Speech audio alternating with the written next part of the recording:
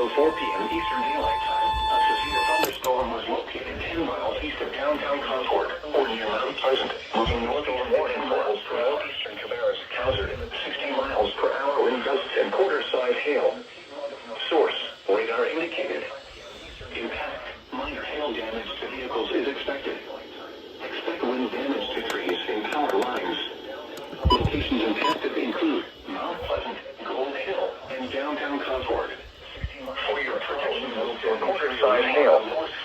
Source, please report damaging winds, hail, or flooding to the National Weather Service by calling toll-free 1-800-267-8101 or by posting on our Facebook page or tweet us using hashtag WXGSP.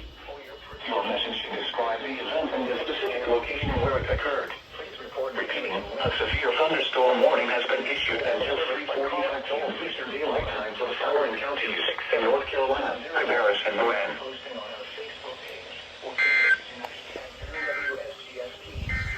Your message should describe the event and the specific location where it occurred. Repeating, a severe thunderstorm warning has been issued until 3:45 p.m. Eastern Daylight Time for the following counties in North Carolina, Cabarrus, and Moran.